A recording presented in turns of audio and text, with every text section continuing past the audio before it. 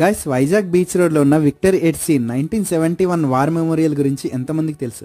అసలు ఏంటి war memorial? 1971లో పాకిస్తాన్ నేవీ వాళ్ళు మన దేశంలో లోతైన మరియు సహజ ఓడరేవైన విశాఖపట్నం పోర్ట్ను, అలాగే మన భారతదేశ సొంత పరిజ్ఞానంతో తయారైన ఐఎన్ఎస్ విక్రాంత్ను పిఎన్ఎస్ గాజీతో డిస్ట్రాయ్ చేయాలని అనుకుంది.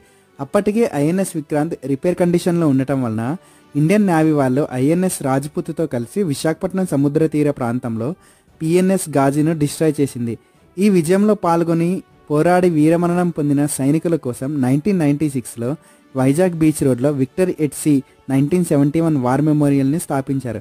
ఇది మన భారతదేశ సముద్రంలో విజయం సాధించిన మొదటిసారి. అలాగే డిస్ట్రాయ్ చేసిన పిఎన్ఎస్ గాజీ పార్ట్స్ను వెలికితీసి విశాఖ మ్యూజియంలో భద్రపరిచారు. ఈసారి వైజాగ్ బీచ్ రోడ్డుకి వెళ్ళినప్పుడు ఫొటోస్ తీసుకోవడం మర్చిపోద్దు. అలాగే ప్రతి Sunday night 7 PM laser show ఉంటుంది. మన విశాఖపట్నం ఈస్టర్న్ నేవల్ కమాండ్